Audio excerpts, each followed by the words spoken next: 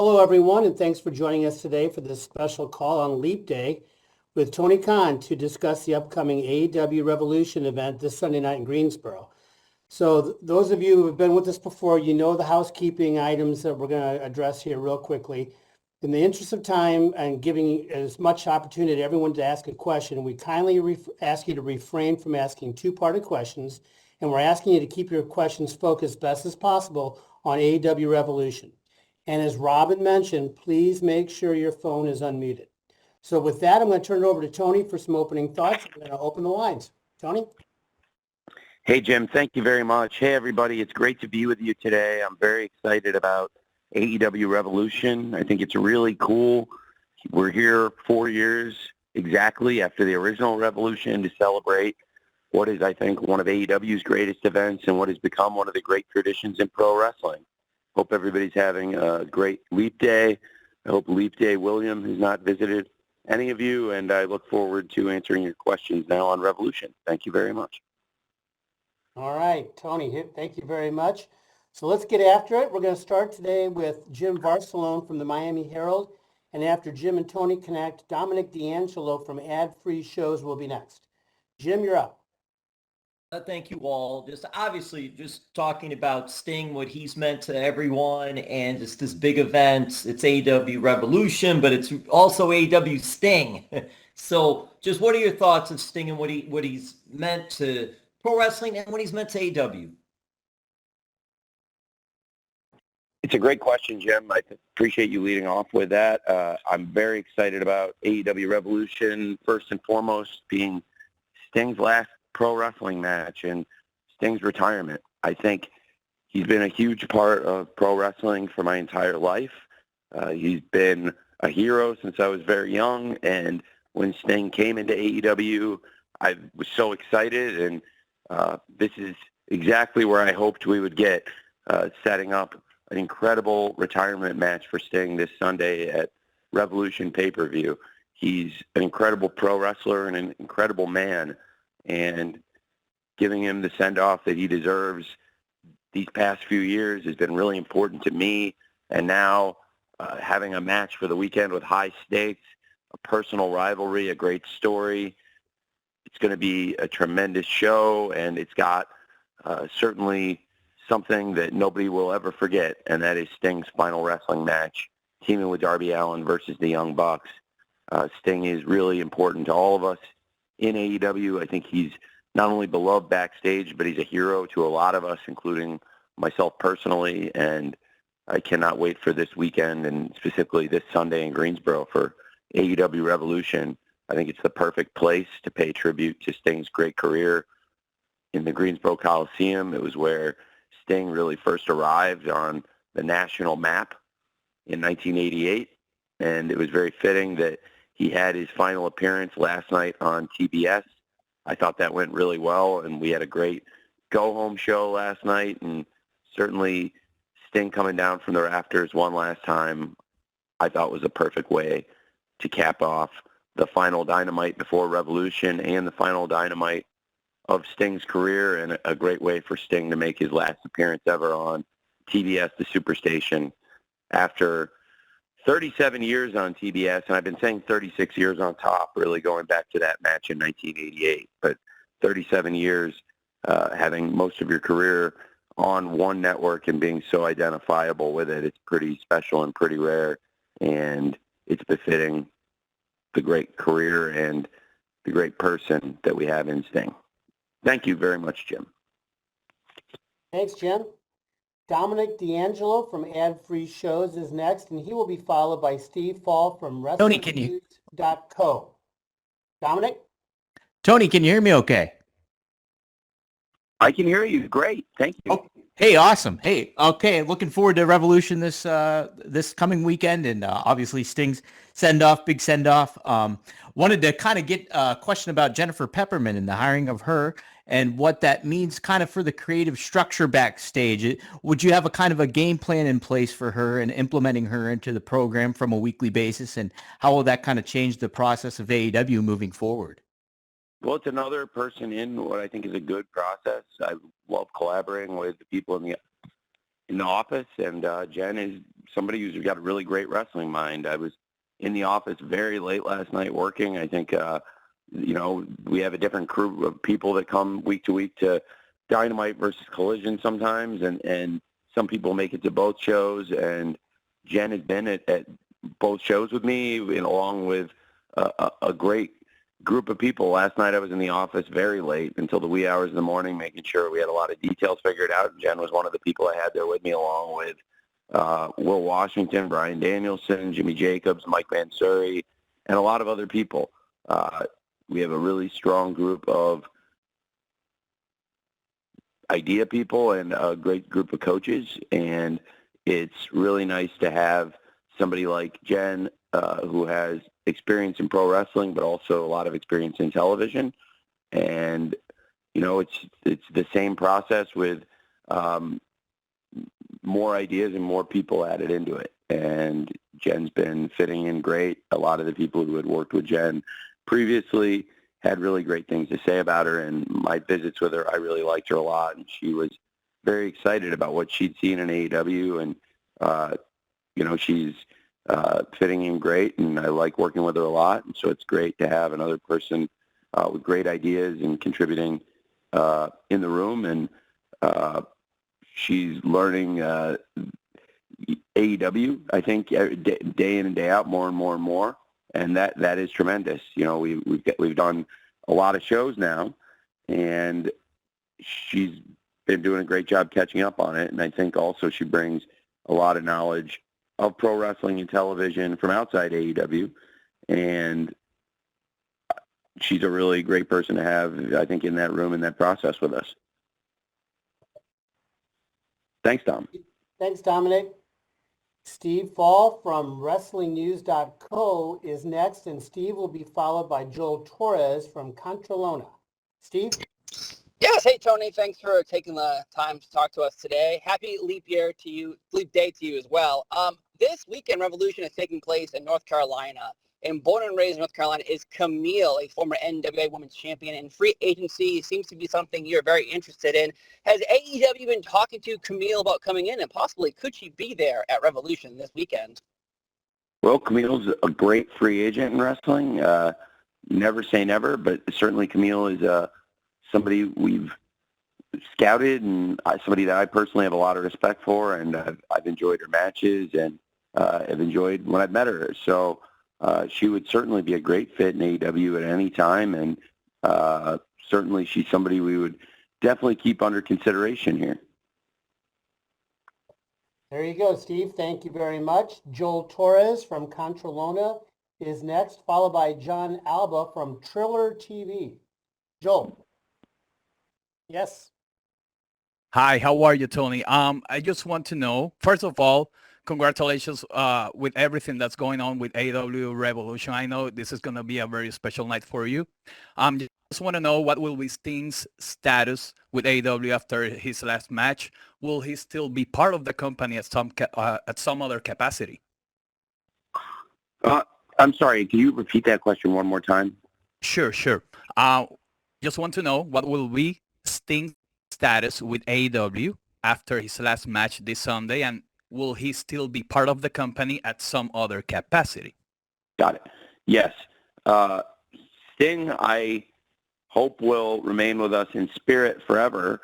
I believe he'll be affiliated with us. Last night he joked he's going to come back and throw on the headset, and I would love that. I think we would all love for Sting to come back and be a part of the show, and he's always welcome here. One thing about Sting, when he did this comeback, I think especially the hardcore fans of wrestling who know all the inner workings and details of the wrestling industry may appreciate this. When Sting came back in 2020, he did not need the money. Sting is very, very well off and has earned a lot of money in his career and is taking care of it very well. And he's really, really a great person, and he's made great investments, and he does this because he loves it. And he loves the fans, and he wanted to have a great run in wrestling. And for these past 3 years, that's exactly what we've done. a little over 3 years since he first arrived in AEW, and Revolution will mark exactly 3 years since his return to the ring. So for me, I would love to have Sting back in AEW anytime, and I know he said he would like to come back. We won't hold him, force him to come back at any point. It's not like we've locked in dates where he's definitely going to be there or contracted him. I think it's going to be really nice after 3 years of pushing himself and having the kind of longevity in his career that all wrestlers could aspire to and dream of. Now is a great time for Sting to take time for himself and his family after this. And whatever the result is Sunday, I think Sting can take pride that he's had the most incredible final run I can ever remember so far. And we're all very excited about the final match Sunday. And then after that, I think we'll have to see how Sting feels. And I'm going to leave that to him. But he knows the door is open and he's welcome in AEW forever. And we definitely want Sting representing AEW, I hope, for as long as there is an AEW, because to me, he's our greatest legend, and he's been a part of so many of our greatest memories in the short history of AEW, and he's been, in my lifetime, a part of so many of the greatest memories in all of pro wrestling in recent decades, and that's why I think he deserved that send-off so much that he's getting right now. Thank you. Thank you, Joel. John Alba from Triller TV is next, followed by Samantha Shipman from the Daily DDT. John. Hey, thanks so much for making the time, Tony. I know it's a busy time, the combine going down. I can't wait to see your 40 time next year when you get a chance to get out there and sprint. But I'm confident you could put out a good show there. But I want to ask, Revolution's kind of AEW's big Q1 event that you guys have every year. So looking ahead at Q2 and Q3, do you have any projections as to when there might be some sort of an update as to media rights deals domestically? And what's the current outlook on that, especially as we've heard talks recently with WBD and Paramount and some other entities as well? It's a great question. It's going to be an exciting year for us. I think first and foremost, we've got AEW Revolution, as you said. It's a huge event for us. And now, 4-year anniversary of the original Revolution. It's crazy. This is the 5th Revolution, and it really represents the 5th time through the full pay-per-view cycle for us. And I thought that was pretty cool. And speaking of cycles and media rights and all of these great things, it's a big year for us out of the ring. It's going to be really important for us to keep performing, keep having strong results. We're coming off AEW Dynamite as the #1 show on cable last Wednesday. We've had a really strong year and strong results, strong set of finishes. We've done really well in comparison to other major sports leagues. Several times this year, AEW on Wednesday nights actually beaten the NBA straight up and in the demo. And last week, Wednesday Night Dynamite beat everything on cable, and even including the network shows, was the #2 show on all of television on Wednesday. Really, really strong results. I think it's exciting for us going into Revolution this weekend to feel like there's a lot of great momentum around the company, but also important to the company, the fans, and really everyone that works in AEW. We've got a huge opportunity coming up. AEW's media rights will be negotiated this year, and we're in a great position. I think it's really exciting for the company and the fans going forward, and we've really been a great performer for TBS and TNT over the years, and it's a great relationship. And certainly when you look at the history of wrestling, I think it's very fitting. We're celebrating the great career of Sting and the history of Sting, specifically on TNT and TBS, the Superstation. I really love that, and these facts are not lost on me. And also, I'm a very loyal person, and I really am very grateful for the opportunities we've gotten here. And I think it's a great place to be Warner Brothers Discovery, and it's changed a lot in the time I've been there. While we've been AEW and there's been consistency, and I've been at every show, and the management has not changed wholesale. There's been effectively consistency within the management of AEW, and there's been a lot of changes in Warner Brothers Discovery in these years. And right now, I think changes for AEW have been for the better. We've been able to expand our programming. It was under this administration led by David Zasloff and Bruce Campbell and the great team there where they've expanded. And it was under Warner Brothers Discovery and under the TV networks led by Kathleen Finch and Jason Sarlanis, where they gave us this great opportunity, expanding the AEW weekly programming from 3 hours to 5 hours, adding to the original scope of our deal that consisted of 2 hours of AEW Dynamite plus AEW Rampage, and adding in Collision. Some of the best wrestling matches, some of the best moments, and some of the best shows in all of wrestling in the past year have been on Collision. The show has brought in new audience and has given TNT a lift on Saturdays, and it's really given us a boost too. It's made it possible to do all kinds of new things, including with 5 hours, much easier and much more accessible to put on something such as the Continental Classic, which is one of my favorite things we've ever done in AEW, and still offering the great stories, still having the great matches outside the tournament, and being able to then step out of the tournament and do something as special as building the Sting's final match in these recent months. It's very, very cool, and the opportunities have only grown and expanded under this management at Warner Brothers Discovery. So it's a great relationship that's only gotten better and better with the new management, and I'm very optimistic about this year for AEW. And to be honest, looking forward, there's a lot to look forward to this year. There's a lot of really exciting things coming. I'm very excited for Revolution and the shows after that. I can promise you I have something very exciting I'm very excited about for the fans in Atlanta. And, of course, people are buzzing about big business in Boston with good reason. And then we're heading to Toronto after that, and that's going to be tremendous as well. So really a big slate of shows coming up on tour, a big year ahead for AEW. But first and foremost is this Sunday, Revolution. I think we're all very, very pumped about that. And that'll really give us a lot of great momentum, I truly believe, going into the big rights renewal year for AEW and all that entails for us going into the media rights renewals. Thank you for asking. Thanks, John. Samantha Shipman from the Daily DDT is next, and I'm going to follow Samantha with a write-in question from Kimmy Sokol from the Pop Break. But first, Samantha. Hi, Tony. How are you? I am great. Thank you. I'm doing tremendous. Thank you very much.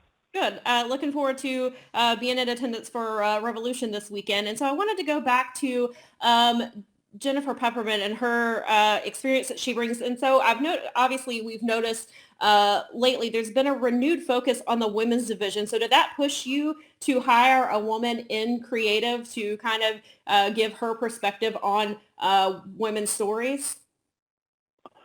I think we were really excited about what has been happening. I've really enjoyed working with the women in AEW and Ring of Honor this past year, and there is that vibe. Not only is it a vibe on TV, but it's a vibe in AEW and ROH. The women's locker room has never been more energized, and there have been great matches. There's great stories happening in AEW and ROH, and I feel like the depth of talent has gotten stronger and stronger.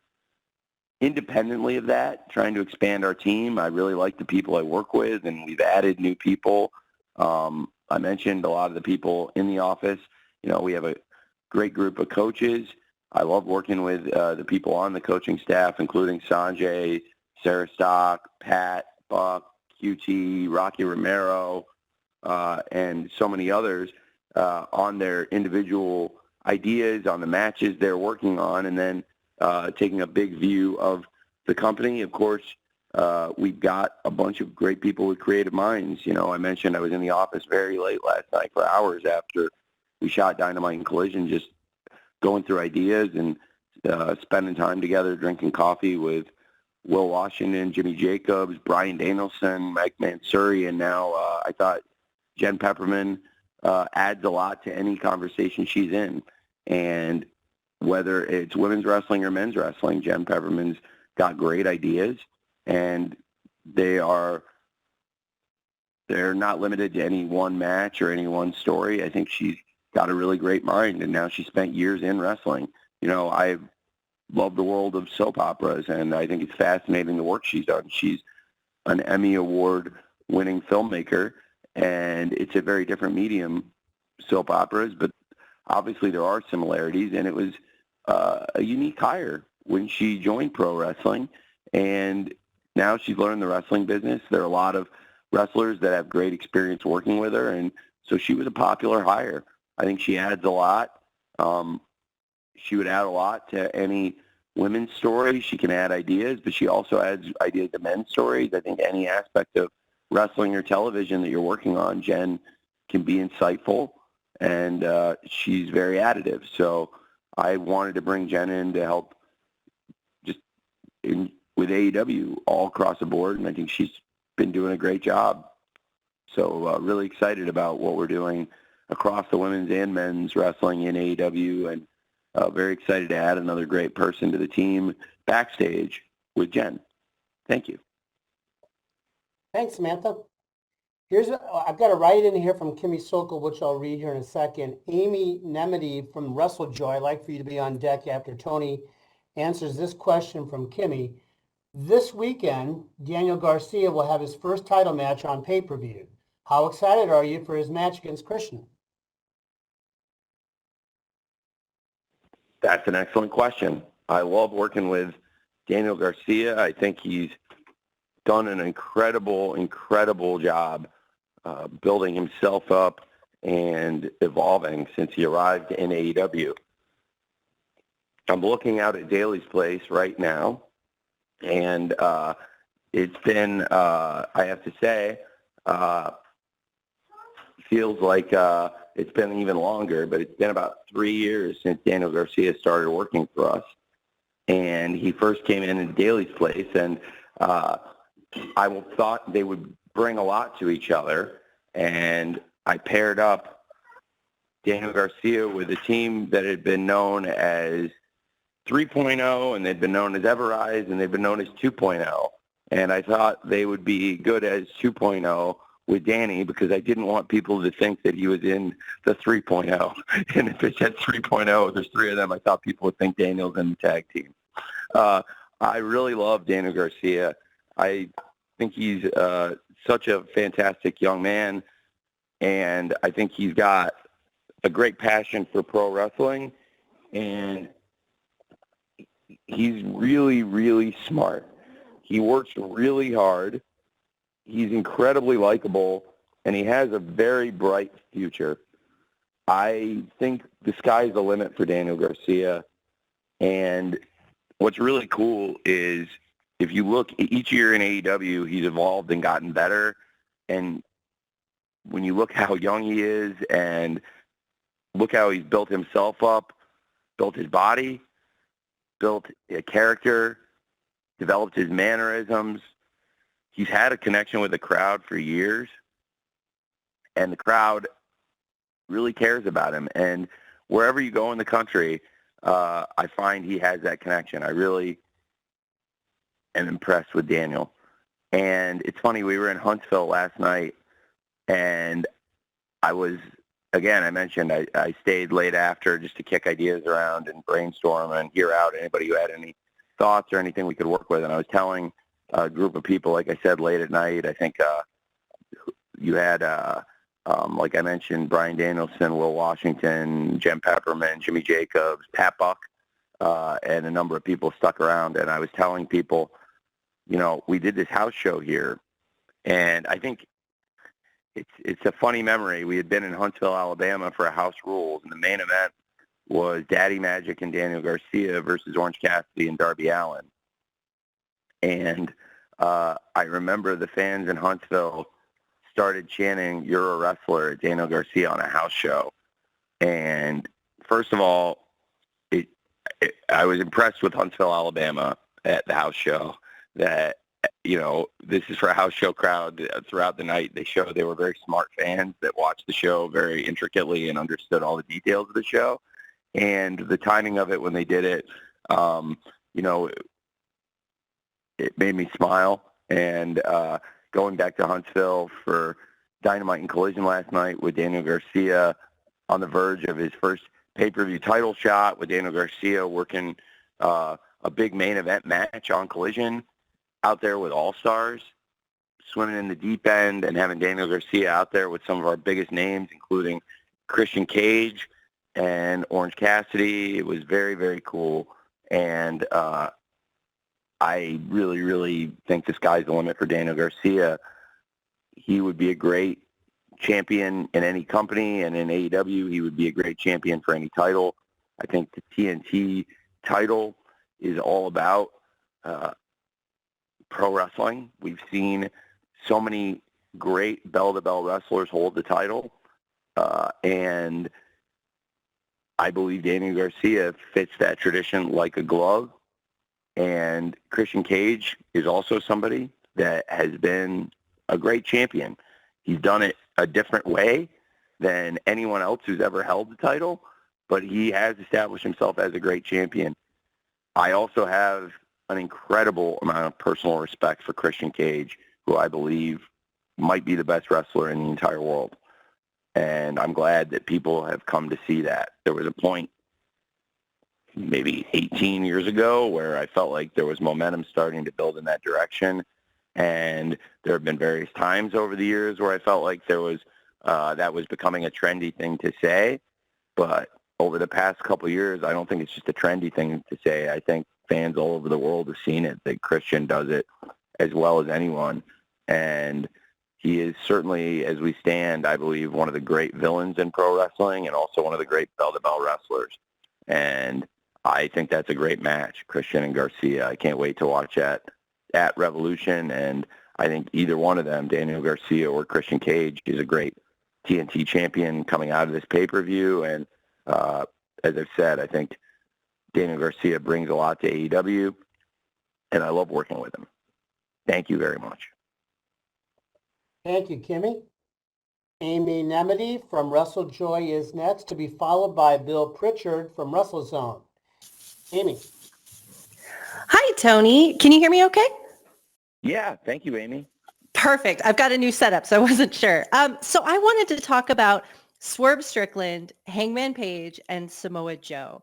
Now, Swerve and Hangman have been circling each other for the last 6 months, pulling each other into these pits of darkness, with Swerve breaking into Hangman's home and threatening his son, and Hangman in this pivotal moment at Dynamite in Phoenix going into a complete descent into madness against Swerve Strickland. It seems like at this point, Hangman wants to take everything from Swerve.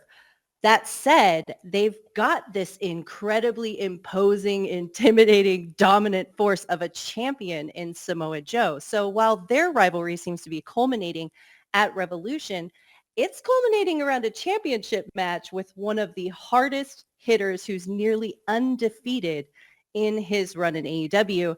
And as far as I can tell, neither of them have ever faced Samoa Joe in a singles match or in this kind of match. I think the only time they've actually mixed it up with each other was on February 21st.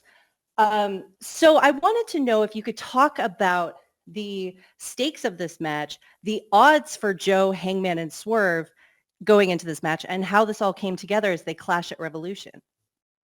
It's a great match. I'm really excited about all three wrestlers. They're all at the top of the profession, and that's why it's a great world title match. It's hard to pick a number one contender when you have two great wrestlers that are red hot and a rivalry that's so red hot and, frankly, evenly matched, like Hangman Page and Swerve Strickland. We've seen Hangman's, as we said, descent into madness a bit, and Hangman playing mind games now, and Swerve pushed Hangman too far, possibly. But the fans have really come to love Swerve, and Swerve's red hot. It's a really exciting time for him, and it's been fascinating to watch the change in those two great wrestlers. We've established two great number one contenders, and we have the most professional, the most dominant,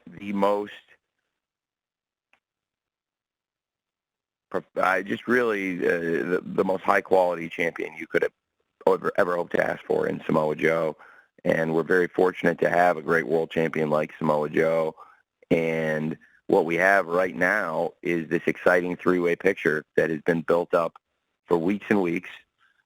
It's been tremendous television, I think, watching Swerve and Hangman trying to outdo each other and seeing how personal the hatred between them is, while Samoa Joe has established himself as this fantastic world champion.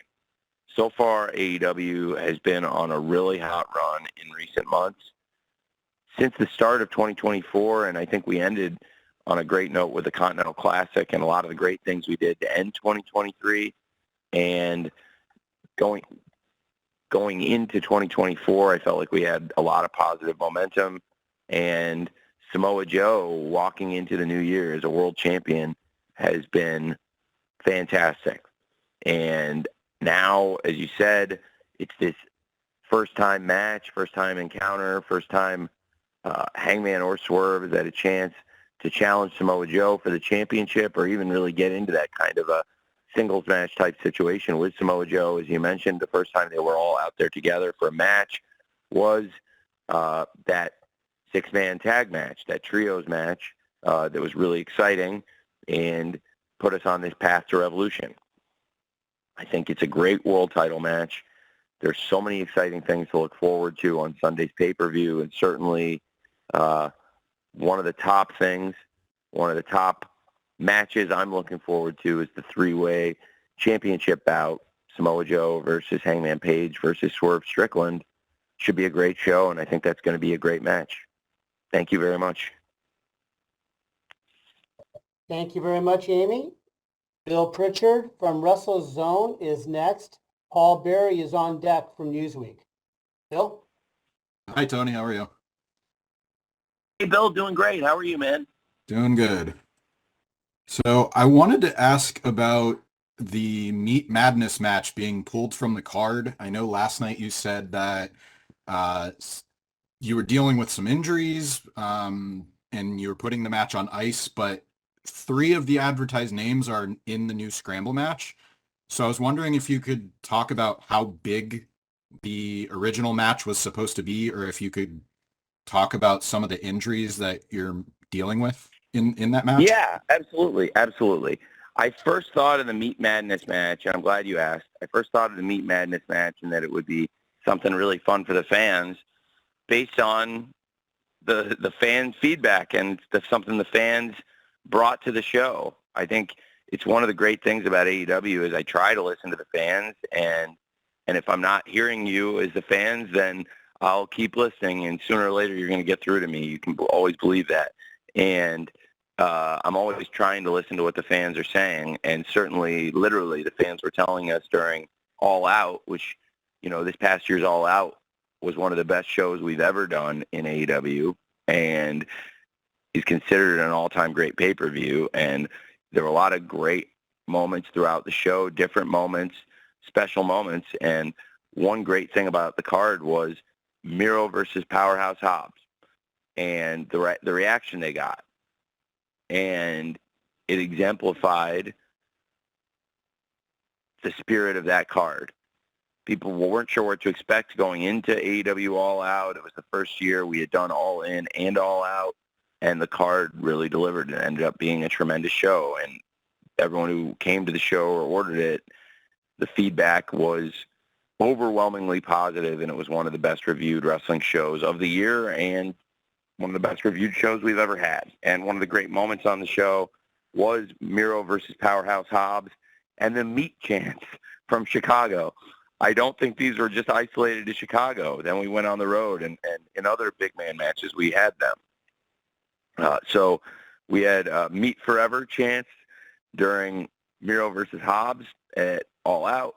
And then we had a great match on Collision. I think it was in December. And it was Brian Cage versus Keith Lee. And it was on a really strong episode of the show. I believe it was around the Continental Classic. And this was a great show that had lots of good matches on it. And then also a match outside of the tournament, big men, Keith Lee versus Brian Cage. And the crowd really enjoyed that. Now, I wanted to put a lot of the big wrestlers and get the crowd fired up for a multi-man scramble, a Meat Madness match. And I think the crowd would enjoy it and it would be a lot of fun. But some of the wrestlers I was hoping to use, including some of the wrestlers I just named, who were these, the Miro versus Hobbs chant and the Keith Lee versus Brian Cage. Right now, they're two great wrestlers in AEW. Just an example, Miro and Keith Lee are both out. Neither one is available. And some of our big men being out injured, I wanted to have the depth in the field to do the match I'd really originally envisioned, and I think people would enjoy that. But it's a great opportunity. I think we had named Hobbs, Archer, and of course Wardlow in the card, and with Hobbs, Wardlow, and Archer, they're not only three great big man wrestlers, but they've all had great experiences in AEW. They've all been in great big main event matches and wrestled on the TVs and the pay-per-views, and I thought having them involved would be great. But since we didn't necessarily have the depth and we're missing some of our big guys to do the Meat Madness multi-man scramble, I think, it's a great opportunity. Also, we have some other great stars and rivalries in AEW we could showcase. So instead, I made it an all-star scramble, and it should be a fun match. And when we get all of our big men healthy at the same time, I still really want to take the Meat Madness concept off the shelf and get it out of the freezer and thaw it out. But until then, I put the Meat Madness on ice. Thank you, Bill. Excuse me. Paul Berry from Newsweek is next. Paul will be followed by Dave Meltzer from Wrestling Observer. Paul. Yeah, thanks very much. Thanks for the time, Tony. You mentioned Sting's left us with a ton of great memories. Sting was a huge part of my fanship of professional wrestling. I wanted to ask you what your first memory of Sting, where he really left an impression on you, and what it was about his work that connected with you personally. The first WCW show, thank you for the question. The first WCW show I ever saw was Super Brawl 1. And my parents made dinner, I believe it was a Sunday night, and it was in the middle of 1991, and I was 8 years old. And the first match I actually flipped on was Dustin Rhodes versus Terry Taylor. And I had seen Dustin Rhodes before wrestling on TV, and I'd grown up watching the WWF until for the first few months, and then started to expand and watch other wrestling. And so when I was 8 years old, the first WCW show I ever saw was Super Brawl 1. And the match I had really been looking forward to on the show, from reading magazines and reading about the people in the match, was the Steiner brothers versus Lex Luger and Sting. And Sting, Lex Luger, and Ric Flair got tons of write-ups in the wrestling magazines that I would read in the supermarket, but I hadn't seen them yet. And I was pretty articulate on the satellite when I was a kid and proficient at finding just about anything. So I was able to find Super Brawl 1 and find a stream of that. And then I was so excited when they showed, and if you've seen Super Brawl 1 and you remember the Steiners versus Sting and Lex Luger, you might remember there was a video right before the match with an instrumental song playing, showing highlights of Sting and Lex in the Steiners. And then they went out there and had something unlike I'd seen, which was this like really hard-hitting babyface tag match, and it was one of the best matches in 1991, I think, and it left a lasting impression on me, and it was Sting and Lex Luger versus the Steiner brothers, and I wanted to see more of all four, and in particular Sting. And then later that year, there was, of course, a Clash of the Champions show that was one of my favorite shows. It featured Sting versus Rick Rude, and Arn Anderson and Larry Zbyszko versus Dustin Rhodes, and a replacement mystery partner. Barry Windham was out injured, and the replacement mystery partner was Ricky the Dragon Steamboat. Then I remember, I've said this to Sting before, my sister's 4th birthday when I was 9 years old. At my sister's 4th birthday, I was really getting yelled at and pulled away to go spend more time at the celebration of my sister's birthday and not watching the Sting and Ricky Steamboat versus Rick Rude and Steve Austin match on TBS on the Clash of the Champions on January 21st, 1991.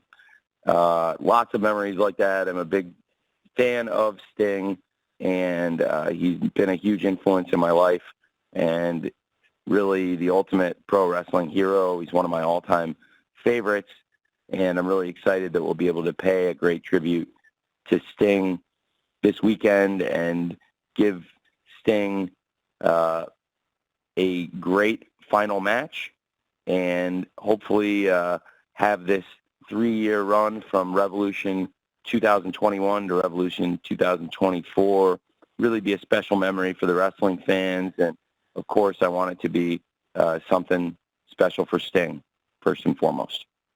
Thank you very much. Thank you, Paul.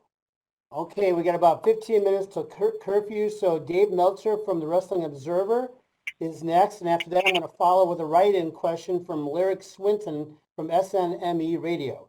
Dave.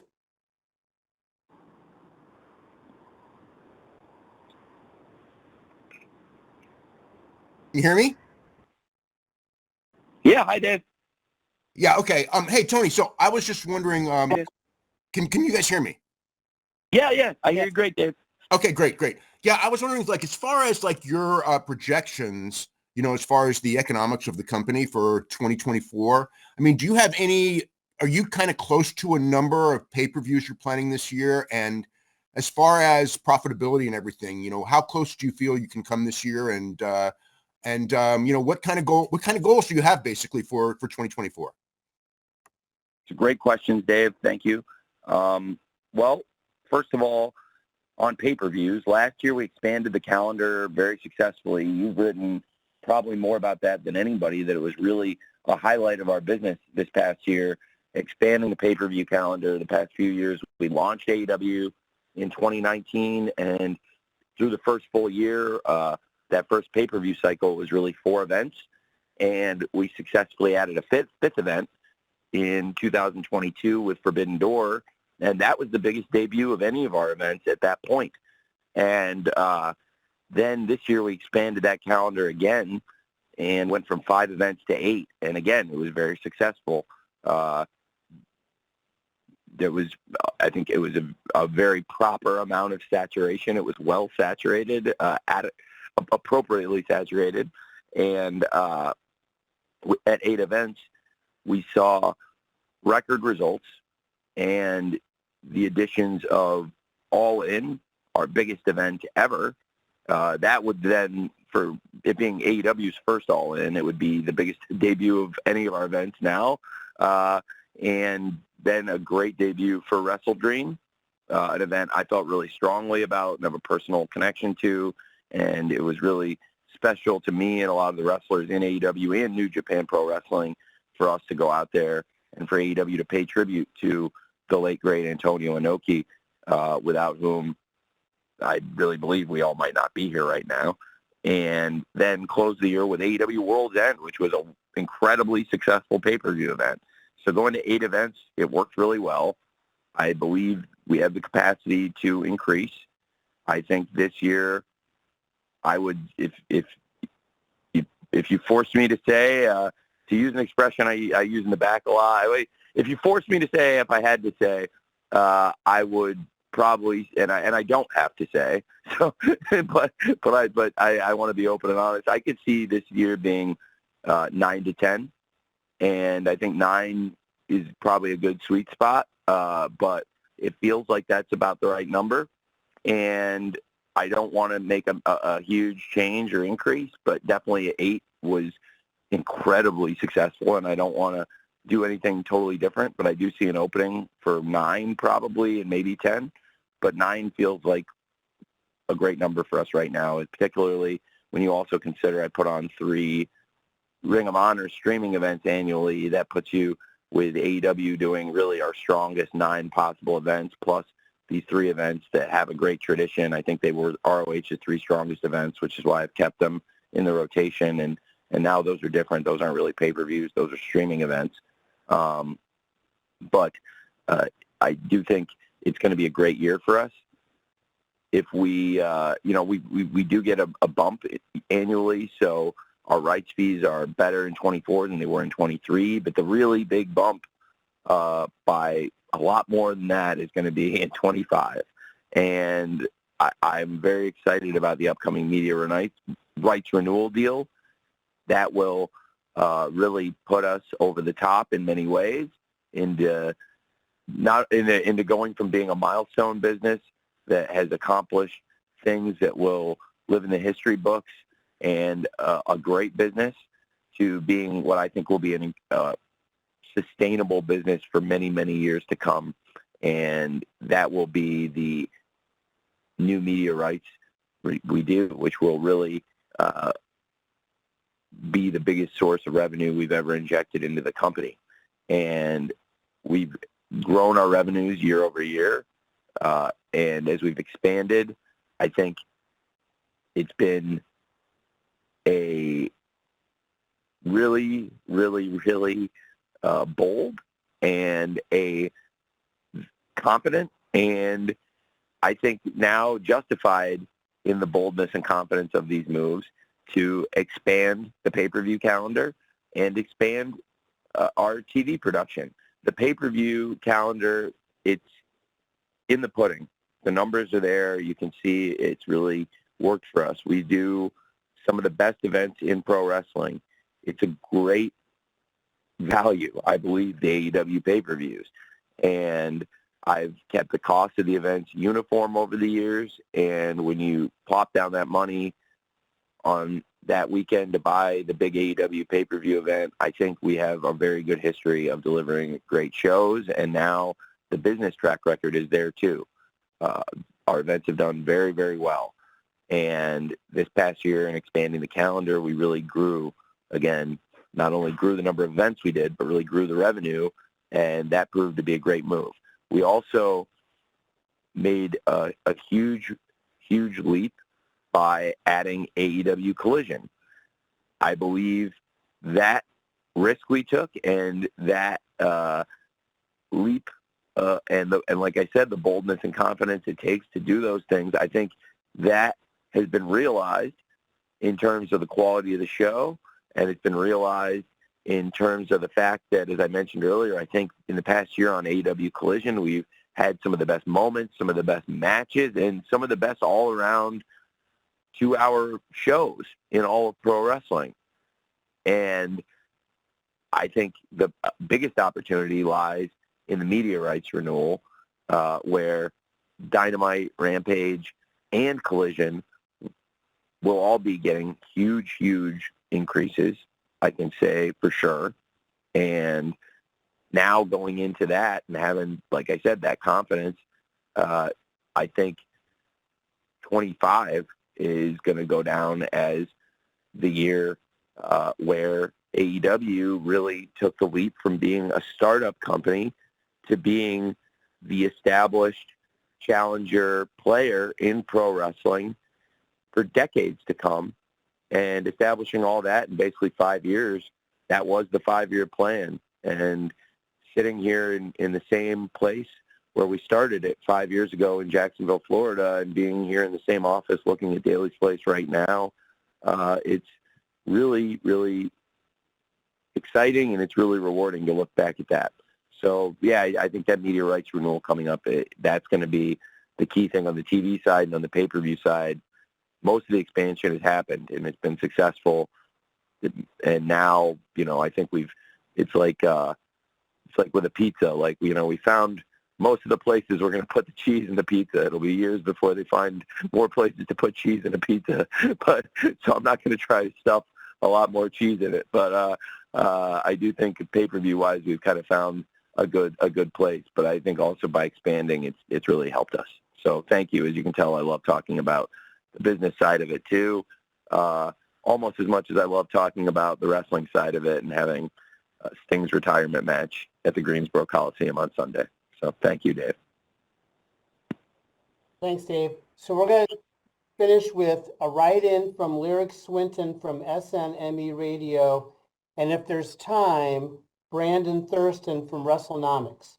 So Tony, the question from Lyric is, we've seen a big renewed focus on the women's division as of late, including the impending AEW Big Business. So can we expect to see a women's Face of the Revolution match or possibly a women's Continental Classic tournament?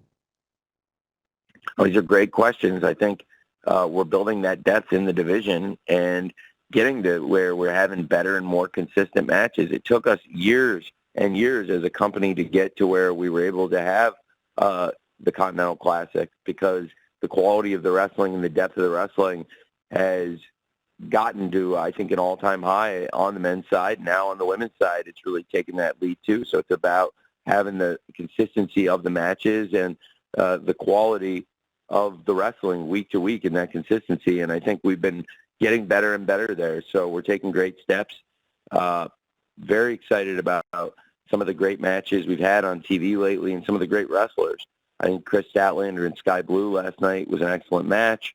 And I thought that really on Rampage, a very underrated match was Anna Jay versus Mariah May last week. I think we've got a great match coming up with Rio versus Trish Adora.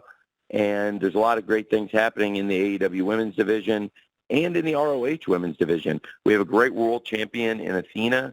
Athena continues to deliver on ROH, great matches, and a great tournament field and exciting matches happening right now in the ROH women's TV title tournament. I think when the consistency's there, where we can put out good matches week to week to week, I would love to be able to expand those match types and try that in the women's division, which is getting better and better each week. And I think everyone's seeing that. And just based on the questions I'm getting, basically every question is acknowledged. The matches and the shows around the women's division have gotten better and better. So it's really exciting times there. And for all of us in AEW, a lot of exciting things happening for everyone, and definitely for the women's division in AEW and ROH right now. Thank you, Lyric. Okay, with 3 minutes to go, the final question and the time for the answer will be Brandon Thurston from WrestleNomics. Brandon?